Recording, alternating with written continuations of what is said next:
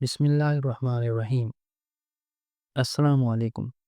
ایک دن میں اور میری بیوی کھانا کھا رہے تھے کہ باتوں ہی باتوں میں میری بیوی کہنے لگی کہ گھر میں بہت سارا ایسا سامان ہے جو مجھے وقت آنے پر استعمال کرنا ہوتا ہے اور ابھی اس کی ضرورت نہیں پڑتی۔ کیا تم میرے لیے باورچی خانے کے برابر میں ایک چھوٹا سا کمرہ بنا سکتے ہو جس میں یہ تمام کار کباڑ رکھ لوں؟ میں اپنی بیوی سے بہت محبت کرتا تھا، لیکن میری جیب میں فی الحال گنجائش نہیں تھی کہ میں اس کی یہ خواہش پوری کر سکوں۔ میں نے اس سے 2 مہینوں کا وقت مانگا اور ان 2 مہینوں میں نے اپنے کام کے وقت کو دوگنا کر دیا اور اپنی بیوی کی خواہش پوری کرنے کا پورا ارادہ کر لیا۔ جیسے ہی 2 مہینے ختم ہو گئے، میں نے اپنی بیوی کی خواہش پوری کرنے کے لیے مزدور بلا لیے۔ کچھ دنوں میں ہی میں نے باورچی خانے کے برابر میں اس کی مرضی کے مطابق چھوٹا سا کمرہ بنوا دیا۔ میں روزانہ معمول کے مطابق کام پر جاتا تھا، مگر اس دن کے کمرہ بنوانے کے بعد سے مجھے اپنی بیوی کا رویہ اپنے ساتھ کچھ غیر معمولی سا محسوس ہونے لگا۔ وہ کافی چڑچڑی رہنے لگی تھی اور اکثر میں نے اسے اکیلے میں روتے ہوئے بھی دیکھا تھا۔ میرا دھیان ہرگز اس طرف نہیں گیا تھا کہ اس کے رویے کی وجہ سے وہ چھوٹا سا کمرہ بھی ہو سکتا ہے۔ میرے اور میری بیوی کے درمیان کبھی بھی کسی بھی بات پر اتنے سالوں میں لڑائی نہیں ہوئی، حالانکہ ہمارے ہاں اولاد بھی نہ تھی، تو بھی نہ کبھی میں نے اسے طعنہ دیا اور نہ ہی کبھی میری بیوی نے اس بات پر ناشکری کا اظہار کیا۔ ہم اللہ کی دی ہوئی تمام نعمتوں سے بے حد خوش تھے۔ میں اپنی کم تنخواہ میں بھی اپنی بیوی کو خوش رکھنے کی کوشش کیا کرتا تھا۔ کبھی اسے کجرے لا کر دیتا تھا تو کبھی ہم باہر گھومنے جایا کرتے تھے۔ ان دنوں اسے نہ گھومنے پھرنے کا شوق تھا، نہ ہی وہ مجھ سے اپنی چھوٹی چھوٹی فرمائش کیا کرتی تھی۔ میں بہت پریشان تھا۔ ایک دن میں نے اسے کہا کہ میں اسے ڈاکٹر کو دکھا لاتا ہوں۔ میرے بہت منانے کے بعد وہ میری بات مان گئی۔ ہم ڈاکٹر کی طرف گئے تو ڈاکٹر نے میری بیوی کے رویے کی وجہ سے اس کی کوئی پریشانی بتائی۔ میں بہت پریشان تھا کہ ایسا کیا ہوا کہ میری بیوی کو بہت پریشانی لگ گئی۔ میں نے اس سے بات کی تو اس نے کہا کہ مجھے کوئی پریشانی نہیں ہے، لگا کہ یہ پریشانی اولاد نہ ہونے کی وجہ سے ہے۔ جب میں نے اس سے کہا کہ میں دوبارہ تمہارا علاج کروانا چاہتا ہوں تو اس نے مجھے سختی سے منع کر دیا کہ اب مجھے کسی علاج کی ضرورت نہیں ہے۔ میں اپنی بیوی کی اس بات سے بہت حیران ہوا اور میں نے غصے میں آ کر اس سے وجہ پوچھی تو کہنے لگی میرے پاس بچہ پالنے کا وقت نہیں ہے۔ میں اور حیران ہو گیا کہ اس چھوٹے سے گھر میں اسے کھانا پکانے کے علاوہ اور چھوٹی موٹی صفائیوں کے علاوہ بھلا کیا کام ہو سکتا ہے۔ ایک روز میں نے اپنی بیوی سے دفتر جاتے ہوئے کہا کہ آج میں گھر پر جلدی آ جاؤں گا اور ساتھ میں میرے کچھ دوست بھی ہوں گے، تو تم چائے کا انتظام کر لینا۔ میری اس بات پر میری بیوی مجھ سے بہت خفا ہوئی اور میں جو کبھی لڑائی نہیں ہوئی تھی، اس بات پر ہم خوب لڑے۔ یہ پہلی مرتبہ نہیں تھا کہ میں اپنی کسی دوست کو چائے پر لایا ہوں۔ اس سے پہلے بھی کئی مرتبہ ہوا ہے کہ میں نے اپنے دوست کو چائے پہ بلایا اور میری بیوی نے چائے کے ساتھ کچھ چھوٹا موٹا اہتمام بھی کیا ہوتا تھا، لیکن آج خلاف معمولی میری بیوی کی اس بات پر میں بہت حیران ہوا۔ نہ جانے اسے میری جلدی آنے سے پریشانی تھی یا پھر میرے دوست کے ساتھ آنے پر، پھر ہمارے لیے چائے کے اہتمام پر۔ بہرحال میں نے اس دن جلدی آنے کا اور اپنے دوست کو ساتھ لانے کا ارادہ ملتوی کر دیا۔ کئی دنوں تک ہم میں ناراضگی رہی۔ مجھے یہ بات سمجھ نہیں آئی میرے بیوی کا رویہ کیوں بدلتا جا رہا تھا۔ اس دوران ایک دن مجھے سخت بخار ہو گیا تو میں کام پر جانے کے قابل نہیں رہا۔ اتنے میں میری بیوی نے میری خوب خدمت کی، لیکن وہ مجھے کبھی پریشان سی لگتی تھی۔ زیادہ تر وقت کچن میں گزارتی تھی۔ مجھ میں اتنی نکات تھی کہ میں اٹھ کر کبھی اس کی مدد نہیں کرواتا تھا۔ وہ میری بہت خدمت کرتی تھی۔ ایک دن میں غسل خانے کی طرف جا رہا تھا تو دیکھا کہ میری بیوی باورچی خانے کے پاس بیٹھے ہوئے رو رہی ہے۔ مجھے بہت تعجب ہوا۔ پوچھنے کے باوجود بھی اس نے مجھے کوئی وجہ نہیں بتائی اور کہا کہ بس دل پریشان ہو رہا ہے، لگا وہ میری بیماری کی وجہ سے پریشان ہے۔ اگلے دن میں گہری نیند میں سویا ہوا تھا کہ ایک دم سے کھانسی میری آنکھ کھل گئی اور میں نے کچھ سرگوشیوں کی آواز سنی۔ میں بہت حیرت میں آ گیا کہ آخر میری بیوی اور میرے علاوہ تو اس گھر میں کوئی بھی نہیں رہتا، تو یہ سرگوشیاں کس کی ہیں؟ میری بیوی تو کسی سے باتیں کر رہی ہے۔ میں بہت پریشان تھا۔ میں اٹھ کر باورچی خانے کی طرف گیا، لیکن مجھ سے زیادہ چلا نہ گیا۔ میں دوبارہ بیٹھ گیا۔ میں اپنی بیوی کو آواز لگائی۔ جب میں نے اس سے پوچھا تو اس نے کہا ایسا کچھ نہیں ہے، یہ آپ کا وہم ہے۔ ان کچھ دنوں میں میں نے اسے بہت سی مرتبہ صبح باورچی خانے کے برابر میں بنائے ہوئے کمرے سے باہر نکلتے دیکھا، لیکن میری بیوی نے نہیں دیکھا تھا کہ میں نے اسے دیکھا ہے کہ ایک دن میری طبیعت کچھ بہتر تھی تو میں باورچی خانے میں پانی پینے کے لیے گیا تو میں نے اپنی بیوی کو وہاں نہیں پایا۔ میں باورچی خانے سے باہر آ کر اسے ڈھونڈنے ہی لگا تھا کہ وہ باورچی خانے کے برابر میں بنے ہوئے کمرے سے نکلی اور مجھے دیکھتے ہی وہ گھبرا گئی۔ اس کے ماتھے سے پسینہ چھوٹ گیا۔ مجھے لگا کہ ایسی کیا بات ہے۔ اس وقت مجھے بہت عجیب لگا کیونکہ میں نے جب بھی اسے باورچی خانے کے برابر میں بنوائے ہوئے کمرے سے نکلتے دیکھا تو میں سوچتا تھا کہ کوئی نہ کوئی کام سے یہ اس کمرے میں جاتی ہے، لیکن آج اس کے ماتھے کے پسینے نے مجھے کچھ اور سوچنے پر مجبور کر دیا۔ میرے پوچھنے پر اس نے بتایا کہ وہاں سامان رکھنے گئی تھی۔ میں نے بات کو وہم ختم کر دیا۔ وہ اپنی بیوی سے اب مزید بحث کرنا نہیں چاہتا تھا کیونکہ میری بیماری میں اس نے میری خوب خدمت کر کے میرا دل جیت لیا تھا۔ کچھ دنوں جب میں دفتر کے لیے اٹھا تب بھی بیوی کو کمرے میں نہیں پایا۔ میں نے سوچا کہ وہ باورچی خانے میں میرے لیے ناشتہ تیار کر رہی ہوگی۔ جب میں باورچی خانے میں گیا تو وہ بھی موجود نہ تھی۔ میں نے غسل خانہ اور گھر کا کونا کونا چیک کر لیا مگر میری بیوی کہیں موجود نہ تھی۔ ابھی گھر سے باہر پریشانی کی حالت میں نکلنے ہی والا تھا کہ کچھ آوازیں میرے کانوں میں سنائی دی۔ مجھے وہ آواز سمجھ نہیں آئی لیکن اتنا سمجھ آیا یہ آوازیں اسی غیر معمولی کمرے سے آ رہی تھی۔ میں نے دروازہ کھولنا چاہا تو وہاں اندر سے لاک لگا ہوا تھا۔ مجھے کافی پریشان ہوئی۔ میں کمرے میں آیا ہی تھا کہ میری بیوی میرے پیچھے آن کھڑی ہوئی۔ اس سے دریافت کیا کہ وہ کہاں تھی تو اس نے مجھ سے کہا کہ وہ سامان سیٹ کرنے کی خاطر اس کمرے میں موجود تھی۔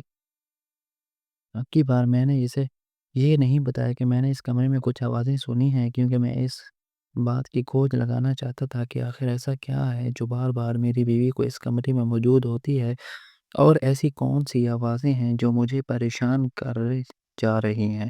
میں دن رات اس پریشانی میں گھلتا جا رہا تھا۔ یہ پریشانی مجھے کھائے جا رہی تھی کہ آخر ایسا کیا ہے جو مجھے نہیں پتا اور میری بیوی مجھ سے چھپا رہی ہے۔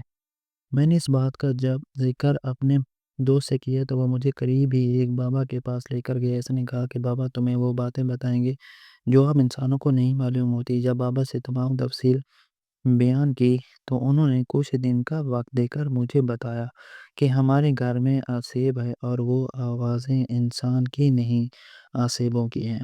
پہلے پہل تو میں نے بابا کی بات کا اعتبار کر لیا لیکن میرا دل اس بات پر مطمئن نہ تھا۔ مجھے نہیں لگتا تھا کہ کسی آسیب کی آواز ہے۔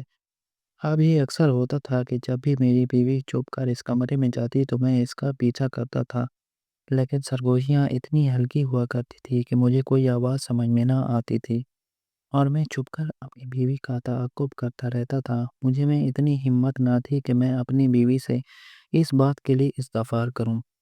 مجھے لگتا تھا کہ میری بیوی نے میری آواز بند کروا دی ہے اور میں کبھی اس سے بات کے بارے میں نہیں پوچھ پاؤں گا۔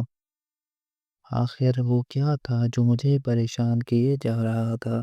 مجھے اپنے اس دس کے پیسے پر بہت ملال محسوس ہو رہا تھا کہ اس دن میں نے اپنی بیوی کی بات مانی تھی کہ میں اسے کمرہ بنوا دوں کیونکہ بھی مجھے لگتا تھا کہ میری بیوی کسی خاص ہو کے شکنجے میں آ گئی ہے۔ کبھی مجھے لگتا تھا میری بیوی اس دنیا میں انسانوں جیسی نہیں ہے اور کبھی مجھے لگتا تھا کہ میری بیوی ایک دن عورت ہے جو مجھ سے چھپ چھپ کر اس کمرے میں کسی سے ملتی ہے، لیکن میں کبھی ایک فیصلے پر قائم نہیں رہتا تھا کہ کسی بھی بنیاد پر اپنی بیوی پر کوئی الزام لگاؤں۔ مجھے کوئی سراغ نہیں مل پا رہا تھا۔ ایسا نہیں تھا کہ میں نے اس دروازے کو کھولنے کی کوشش نہیں کی لیکن مجھے لگتا تھا کہ میری بیوی 24 گھنٹے اس دروازے کی پہرہ داری کر رہی ہوتی ہے۔ جب میں بھی اس طرف جاتا تھا تو میری بیوی کسی نہ کسی سے بات کے بہانے مجھے ڈانٹ دیتی تھی یا مجھے اس طرف دھیان والی تھی۔ میں بہت پریشان تھا۔ اب میرے ذہن پر وہ کمرہ اور اس دروازے کو بولنا طاری ہو چکا تھا لیکن میں کیا کرتا؟ میں اپنی بیوی کو اس بات کے معاملے میں بتانا نہیں چاہتا تھا۔ میں کھوج لگانا چاہتا تھا اور اپنی بیوی کو رنگے ہاتھوں پکڑنا چاہتا تھا مگر میں بہت مجبور ہو چکا تھا۔ مجھے سمجھ نہیں آ رہی تھی کہ میں کیا کروں۔ میں نے زندگی میں خود کو اس سے زیادہ بے بس محسوس نہیں کیا تھا۔ کبھی کبھی بہت غصہ آتا تھا، دل چاہتا تھا کہ سب کچھ ختم کر دوں، بیوی کو طلاق دے دوں اور اس کے سارے کالے کرتوت سامنے لے آؤں، مگر میں پریشان تھا کہ میرے پاس کوئی ثبوت نہ تھا۔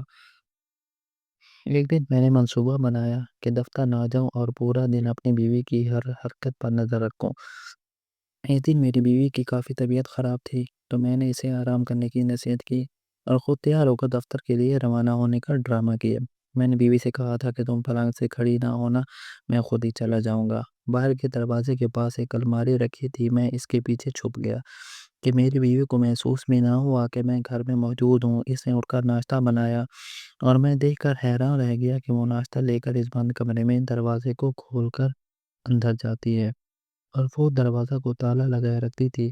جب میں نے اس سے تالے کے بارے میں دریافت کیا تھا تو اس نے کہا تھا کہ اس نے اپنے قیمتی زیور بھی اسی کمرے میں چھپا رکھے ہیں، کیونکہ اگر خدا نخواستہ کوئی چور آ گیا تو وہ اس کمرے کا کاڑ کباڑ کا کمرہ سمجھ جائے گا اور اس کمرے کی طرف کا دھیان نہیں جائے گا۔ اس نے کمرے کا دروازہ کھولا اور اندر ناشتہ لے گئی۔ میں دو لوگوں کا ناشتہ دے کر بہت حیران ہوا اور چائے کے 2 کپ دے کر میرے تجسس میں اور اضافہ ہو گیا۔ میرے گھر میں موجود ہونے کے باوجود میری بیوی نے کسی کو اس گھر میں رکھا ہوا ہے۔ میں غصے سے کھول رہا تھا کہ ایسا کون تھا جسے وہ دن رات اپنے ساتھ رکھتی ہے اور مجھ سے بھی زیادہ مقدس سمجھتی ہے۔ میں اندر ہی اندر تلمدار رہا تھا اور مان چکا تھا کہ میری بیوی ایک بد چلن عورت ہے جس نے میرے ہوتے ہوئے کسی آدمی سے رشتہ رکھا ہے۔ میں جو اتنے عرصے سے یہ سمجھتا رہا تھا کہ میری بیوی یا تو کسی کے آسیب کے سائے میں ہے یا اور کوئی معاملہ، اب مجھے اپنی بیوی سے نفرت ہونا شروع ہو گئی تھی۔ میرے پیر کا دھڑکنا شروع ہو گئے تھے۔ میں اپنے جذبات پر قابو نہیں رکھ پا رہا تھا، لیکن قدم اتنے بھاری ہو گئے تھے کہ اس الماری سے لے کر بند کمرے کے دروازے تک کا سفر مجھ سے طے نہیں ہو رہا تھا۔ لگتا تھا کہ پیروں کے نیچے سے زمین نکل گئی ہے اور کسی نے سر سے آسمان بھی چھین لیا ہے۔ اپنے آپ کو اس بڑی دنیا بے بس اور مجبور آدمی سمجھنے لگا تھا۔ یہ کچھ منٹ مجھ پر اتنے بھاری تھے کہ لگتا تھا کہ یہ تو اس دنیا سے کوچ کر جاؤں گا یا پھر اپنی بیوی کو جان سے مار دوں گا۔ میں جانتا ہوں اور میرا خدا جانتا ہے کہ میں نے ان چند قدموں کا سفر کیسے طے کیا۔ ابھی میں کمرے کے دروازے پر پہنچا اور میرے ہاتھ جو پسینے میں شرابور تھے، میرا پورا بدن پسینہ پسینہ ہو رہا تھا اور میں دروازے کو کھولنے کے لیے اپنے ہاتھوں کو جنجش دے رہا تھا کہ دوبارہ سے سرگوشی میرے کانوں میں آئی۔ میں اپنے حواس میں نہ تھا، مجھے تو یہ سرگوشیاں بھی سمجھ نہیں آتی تھی۔ تو میں نے دروازہ کھولتے ہی ایک زوردار چیخ ماری اور اپنی بیوی کو پکارا، عالیہ! مگر یہ کیا! یہ منظر دیکھ کر میں تو ہکا بکا رہ گیا۔ میں جو ابھی تک اپنی بیوی کو طلاق کے 3 لفظ سنانے کا ارادہ رکھتا تھا، کیا مجھ سے ایک منٹ بھی وہ برداشت نہ تھی۔ اگلے ہی سیکنڈ میں اپنے ارادے پر بہت زیادہ نادم تھا۔ میں نے کیا دیکھا کہ کس کے لیے ناشتہ لے کر گئی ہے اور اس کے ہاتھ میں جس کے لیے نوالا ہے اور جس نے اس نوالے کو کھانے کے لیے اپنا منہ کھول رکھا ہے، وہ میری سوتیلی ماں ہے۔ میں عالیہ کو کتنا غلط سمجھ رہا تھا، کبھی اسے جادو ٹونے والی عورت تو کبھی میں نے اسے بد چلن سمجھا۔ اس طرف میری چیخ کی آواز سن کر عالیہ کے ہاتھ سے نوالا گر گیا اور میری سوتیلی ماں جو مجھے دیکھ کر ہکا بکا رہ گئی تھی، اس کے پسینے چھوٹنے لگے۔ مجھے لگا جیسے کسی نے میرے قدم زمین میں گاڑ دیے ہیں۔ اپنے آپ کو نہ زندوں میں پا رہا تھا نہ ہی مردوں میں۔ عالیہ اتنے عرصے سے میری ماں کو بند کمرے میں چھپائے اس کی خدمت کیے جا رہی تھی، جو کہ میرا فرض تھا، مگر میں اپنے فرض سے بھاگنا چاہتا تھا۔ میں اپنی سوتیلی ماں کو کبھی بھی اپنی ماں ماننے پر تیار نہ تھا، مجھے وہ شروع سے ہی قبول نہ تھی۔ مجھے لگتا تھا کہ میری ماں کی موت کی وجہ بھی میری سوتیلی ماں ہے، حالانکہ میں جانتا تھا کہ ایسا کچھ بھی نہیں ہے، لیکن میرے ذہن سے کچھ باتیں بالکل بھی مٹ نہیں سکتی تھی اور میں اپنی سوتیلی ماں کو قبول کرنے پر تیار نہ تھا۔ میری بیوی نے کئی بار مجھے دبے لفظوں میں سمجھایا تھا کہ ماں آخر ماں ہوتی ہے، چاہے وہ پالنے والی ہو یا جو چائے پیدا کرنے والی، لیکن اس بات پر میری شدید ناراضگی نے میری بیوی کو اس بات پر اصرار نہ کرنے پر مجبور کر دیا۔ عالیہ یہ بات جانتی تھی کہ میں اپنی ماں سے بہت بدظن ہوں، اور میری سوتیلی ماں بہت مجبوری میں عالیہ سے مدد مانگنے کے لیے آئی تھی، کیونکہ انہیں میرے باپ کے مرنے کے بعد مکان مالک نے گھر سے نکال دیا تھا۔ اس کے پاس کوئی گھر رہنے کو نہ تھا۔ عالیہ رحم دل عورت تھی، میری ماں کو اپنی ماں جیسا مانتی تھی، لیکن گھر میں نہ جاگی نہ ہو، اس سے وجہ سے اس نے مجھ سے یہ چھپائے رکھی اور میری مجبوریاں ماں کو اپنے گھر میں جگہ بھی دی۔ وہ بہت پریشانی کی حالت میں رہتی تھی، کیونکہ وہ دونوں جانب سے پھنس چکی تھی۔ ایک طرف شوہر تھا تو ایک طرف اس کے دل میں رحم دل کی وہ میری ماں کو بھی اپنی ماں کا درجہ دیتی تھی۔ عالیہ کا اتنا بڑا پان دیکھ کر میں تو جیسے بھر پانی میں ہی ڈوب مرا۔ عالیہ کو اور اپنی سوتیلی ماں کو اپنے بستر پر بٹھا کر میں نے ناشتہ کرا دیا، اور تمام روادات سن کر میں اتنا رویا کہ عالیہ اور میری ماں کے چپ کروانے پر بھی میری ہچکیاں نہیں رک رہی تھی۔ مجھے لگ رہا تھا کہ کوئی آئے اور میرے ہاتھ کاٹ دے۔ ایسا لگتا تھا کہ میں چور ہوں، ایسا لگتا تھا کہ میں نے کسی کے حق پر ڈاکہ ڈال دیا ہے۔ آج مجھے سمجھ آ گئی کہ انسان کا کردار ہونا ہی کچھ نہیں ہوتا، بلکہ اگر انسان کے دل میں نرم گوشہ ہو تو وہ عالیہ جیسے لوگوں کی طرح بڑا پان دکھا سکتے ہیں۔ بہت شکریہ۔ اگر ہماری کہانی پسند آئی ہے تو ہمارے چینل کو الف لیلا کو سبسکرائب کر دیں۔ اللہ حافظ۔